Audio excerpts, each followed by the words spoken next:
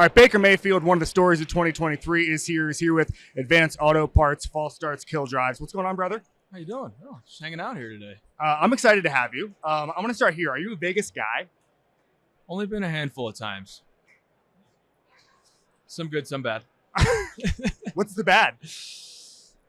My first time here, I was 21, had no money, and ran out of it very quickly. Wound up having to ask my friends for money just to buy a water. So thank you. You're such a nice guy. You got the money now. No, it's fun though. It's just about 3 days is all I can handle here. That seems about right. Well, Yeah. The media has to be here for 8 days.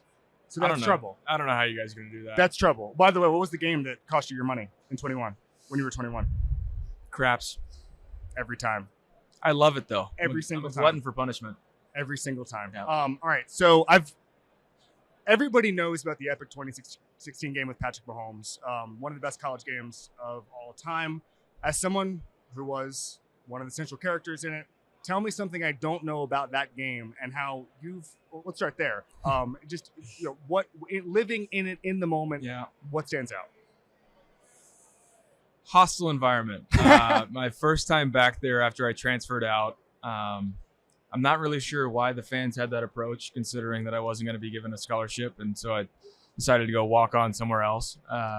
Now, transfer portal rules, I don't think they would have had that same reaction, but it was a hostile environment. I think the stadium probably holds 65,000. There's probably at least 45,000 chanting "F you, Baker." You could definitely hear it on the broadcast. So it was one of those things that, for a competitor, you enjoy that.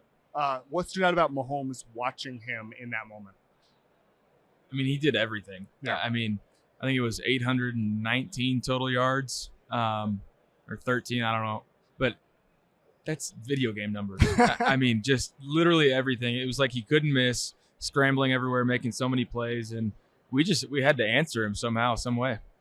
I'm curious. I think your story, your arc over the past year has been incredible, and there's not a lot of guys who have, I don't get the word right, reclaimed their status when there's doubt, I guess you could say. I don't know how to phrase that exactly. But this time last year, you probably had a much different view of yourself as a quarterback than you do now. I'm going to ask a broad question. You can take it wherever you'd like. Yeah. The biggest key to changing from this year to last year was what?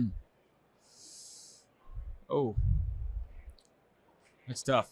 Taking it one day at a time. There was a lot of things. Getting into Carolina late, right in the beginning of training camp, having to meet your teammates and do all that. Taking it one day at a time. And obviously, as a quarterback, you try and have great relationships with everybody in the building, but it comes down to being able to play well, and everything else will follow suit. So control what you can one day at a time, and good things will happen.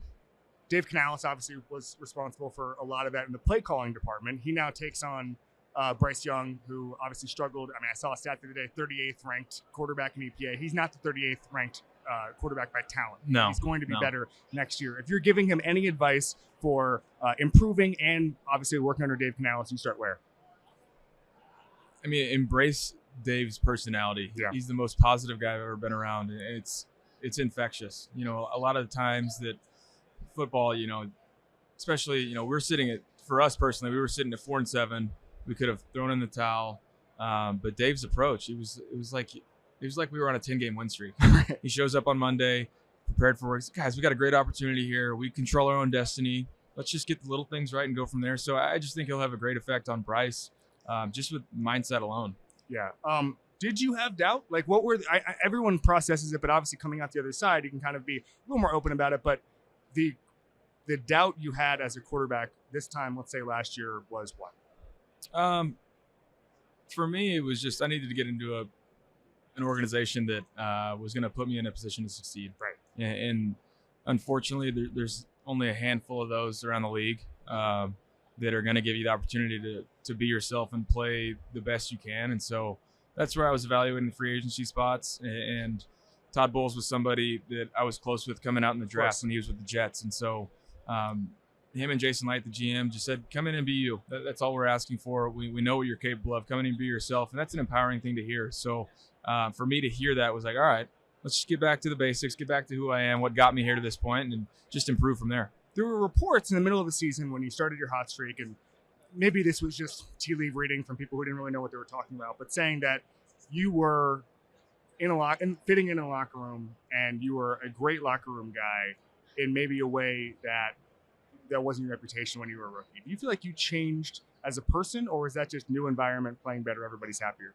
I don't like bringing up, past teams and stuff, but it's the locker room in Tampa was great. Yeah. And they allowed me and empowered me to be myself. And that's something that I'm extremely grateful and thankful for, was the veterans saying, hey, just be you. And then the young guys having a different mindset of those guys have kind of watched you. And it's a weird thing to have to, going in and finish year 6, going into year 7 now, that some of these guys have watched me since they were in high school. And that's a different feeling, but you kind of have to get used to it to realize what kind of weight each conversation carries with those guys. Wait, you're the old guy in the locker room? I'm not the old guy. We have some old guys in the locker room, but it's weird to see, the wide-eyed, bushy-tailed young guys that, your conversations carry a lot of weight with them, and you can tell it weighs on them. When you say there's not a lot of teams that will set you up for success as a quarterback, if you're evaluating options, what does that look like to you? What does, obviously you're going to have a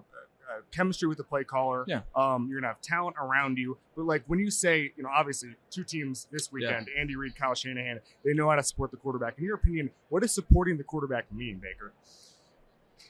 Well, there's a lot that goes into it. Sure. Between, obviously, you gotta have the pieces around you, because the quarterback can't do it by himself. It's the ultimate team sport. So you have to have those pieces.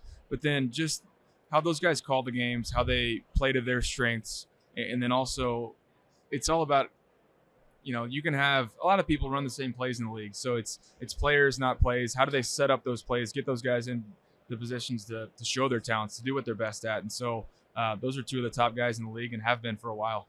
Why should you bet with Caesars Sportsbook? 2 words: Caesars Rewards. Every bet brings you closer to the types of benefits only Caesars can offer. Hotel stays, VIP experiences, sports and concert tickets, and more. It's not just an app, it's an empire. How do you view, you can make a pick if you want, but this game this weekend, how do you view this type of game? Shootout, low scoring? Like, you look at these matchups and you say what?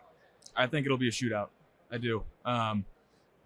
Now, not necessarily in the 40s, but sure. I think it'll end up being a high-score game. I think both these coaches are so good at adjusting and seeing how a team's, strategizing against them, and they're able to adjust on the fly and go from there. So we do 2 sort of boilerplate things we ask everybody. The first thing is called badasses. It's the most badass person you've ever been around in football. That could be anybody. That could be a guy, played through injury, maniac on a practice field, could be famous, not famous, doesn't matter. Could be at Oklahoma, could be any of your stops. You have the floor. Baker Mayfield, your badass is who? That's a tough question. Let's see here. I'll go in the league. Nick Chubb's hard to beat. Oh, wow. That's a good one. Because he does it in his own way. The guy doesn't talk, just shows up for work, runs the hell out of the football.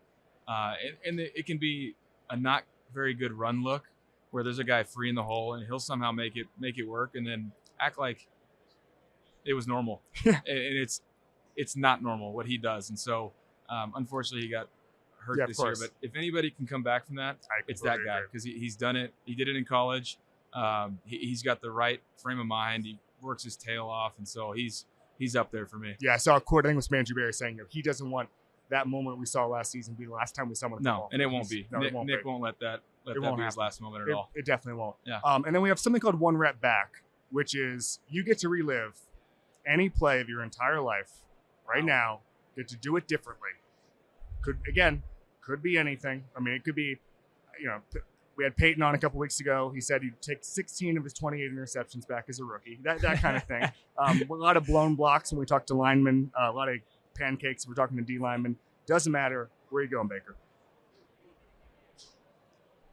You got some good questions today. I'll go divisional round playoff game. I'll go back in the past. Okay. Obviously, I would love to have the one against Detroit back just a few weeks ago. Sure. But poor decision when we played the Chiefs in 2020 season. It was technically January 21.